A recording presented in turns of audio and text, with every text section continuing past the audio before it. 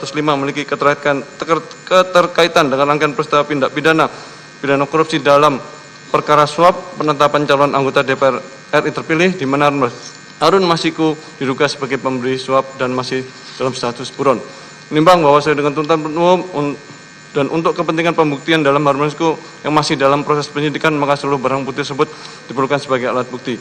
Menimbang bahwa berdasarkan pertimbangan-pertimbangan tersebut di atas, maka seluruh barang bukti mulai nomor 1 sampai 205 dalam perkara terlampir dipergunakan untuk perkara atas nama Harun Masiku, kecuali barang bukti berupa 1 buku warna hitam bertuliskan Kompas TV teman terpercaya, 1 buku warna hitam bertuliskan Erika E156 personal notebook, dan 1 buah buku notebook warna merah putih bertuliskan PD Perjuangan, dengan alasan bahwa terdakwa telah dibebaskan dari dakwaan perintangan dalam dakwaan pertama berdasarkan pertimbangan ketentuan pasal 46 ayat 2 KUHP.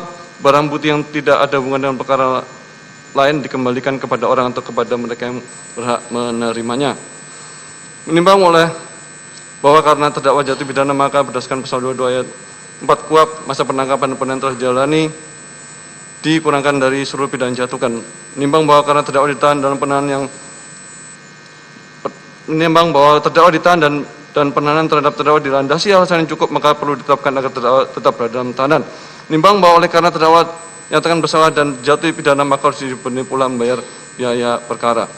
Menimbang bahwa dalam persidangan ini majelis telah menerima masukan substansif melalui amicus curiae dari tokoh-tokoh termuka, termasuk Romo Frans Magnis Suseno sebagai filsuf dan pemikir konstitusional, mantan Jaksa Agung Marzuki Darusman, serta 22 akademisi dan praktisi hukum lainnya yang memberikan perspektif mendalam tentang aspek yuridis, filosofis, dan konstitusional dalam perkara ini, yang merupakan manifestasi penting dari prinsip demokrasi konstitusional dan transparansi peradilan yang sejalan dengan semangat saling mengawasi dan mengimbangi sebagaimana diamanatkan dalam Undang-Undang 1945. Menimbang bahwa amicus curiae telah mengangkat permasalahan substansi dalam perspektif sosio-legal yang memerlukan perhatian serius dari majelis, khususnya tentang kekhawatiran tentang kemungkinan politically motivated prosecution, timing dan motivasi penuntutan yang dapat mempengaruhi persepsi keadilan, pentingnya menjaga independensi peradilan dari tekanan politik, kompleksitas hukum pidana dalam perkara korupsi, serta dampak putusan terhadap kepercayaan publik dan kelangsungan demokrasi di Indonesia yang menunjukkan kepedulian mendalam terhadap supremasi hukum dan demokrasi konstitusional. Menimbang bahwa majelis mengapresiasi semangat kepedulian konstitusional yang ditunjukkan para tokoh dalam amicus curiae dan menegaskan bahwa independensi peradilan yang sejati bukan berarti isolasi dari keprihatinan sah masyarakat, melainkan kemampuan untuk mengambil keputusan yang objektif, tidak memihak dan berdasarkan hukum tanpa terpengaruh oleh tekanan politik, kepentingan golongan atau motivasi di luar pencarian kebenaran dan keadilan, di mana majelis telah menerapkan prinsip dalam keraguan menguntungkan terdakwa tidak hanya terhadap fakta-fakta substantif, tapi juga terhadap aspek-aspek prosedural. Menimbang bahwa dalam memeriksa perkara ini, majelis telah menerapkan standar analisis yang ketat terhadap setiap dakwaan, di mana dakwaan 1 mengenai kepentingan perintangan penyidikan, majelis telah melakukan analisis dalam terhadap karakteristik delik material versus delik formil, aspek temporal yang berkaitan dengan perbedaan antara penyelidikan dan penyidikan, serta persyaratan ketat konkret dalam delik material yang pada akhirnya berkontribusi pada keputusan majelis untuk membebaskan terdakwa dari dakwaan tersebut karena tidak terpenuhi unsur-unsur secara temporal dan material.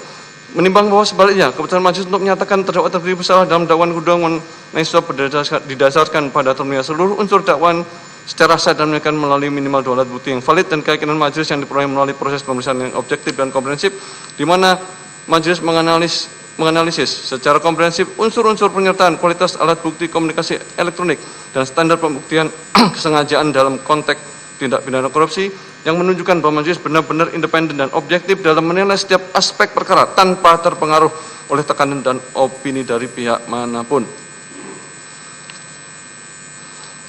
Menimbang bahwa majelis menyampaikan penghargaan mendalam atas kontribusi substantif yang telah diberikan melalui amicus curiae dan menegaskan bahwa seluruh masukan tersebut telah menjadi pertimbangan integral dalam proses pengambilan keputusan, bukan sekedar sebagai referensi tambahan, melainkan sebagai masukan penting untuk memastikan bahwa putusan yang dijatuhkan benar-benar mencerminkan nilai keadilan konstitusional, keadilan prosedural, dan kesetaraan substantif yang menjadi fondasi sistem peradilan dalam negara hukum demokratis, dengan tetap menghormati semangat pencarian keadilan yang disampaikan oleh para tokoh melalui amicus curiae, dan berharap bahwa putusan ini dapat memberikan kontribusi akademik sebagai bentuk menjaga prinsip proses hukum yang adil dan menjunjung tinggi integritas peradilan pidana di Indonesia agar terwujudnya negara hukum yang demokratis.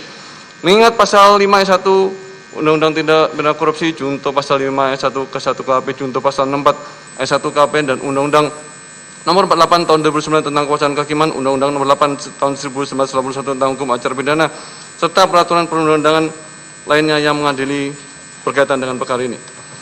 Mengadili, 1. Menyatakan terdakwa Hasto Kristianto tidak terbukti secara sah dan menyatakan bersalah melakukan tindak pidana sebagaimana dalam dakwaan ke-1, dan oleh karena itu membebaskan terdakwa dari dakwaan ke-1 tersebut.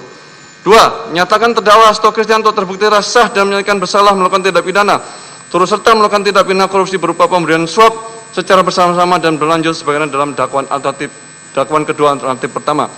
Menjatuhkan pidana kepada terdakwa Hasto Kristianto dengan pidana penjara selama 3 tahun dan 6 bulan dengan pidana denda sebesar 250 juta dengan ketentuan apabila denda tidak dibayar diganti dengan pidana kurungan selama 3 bulan. Menetapkan masa penangkapan dan penahanan telah jadi terdakwa dikurangkan pidana yang dijatuhkan, menetapkan terdakwa tetap ditahan, melakukan barang bukti dari nomor 1 sampai 205 digunakan dalam perkara atas nama terdakwa Harun Masiku kecuali 1 buah buku warna hitam bertuliskan Kompas, 1 buku warna hitam bertuliskan Erika E156 personal notebook, 1 notebook warna merah putih bertuliskan PD Perjuangan dikembalikan kepada terdakwa.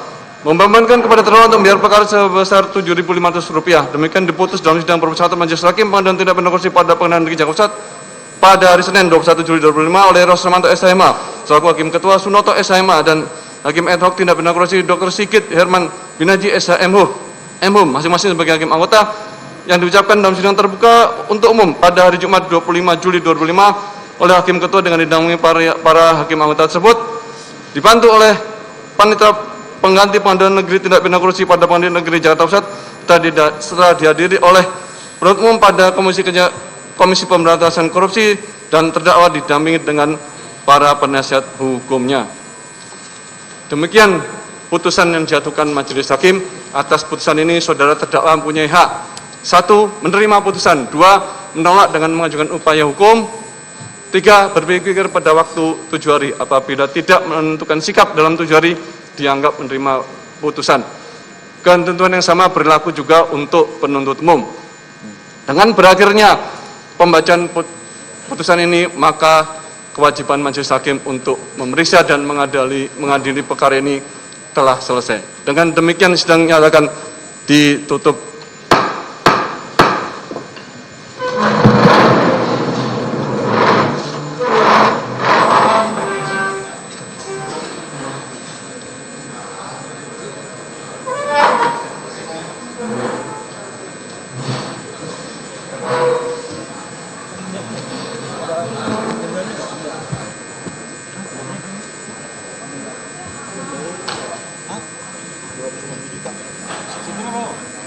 Subsidi 3 bulan.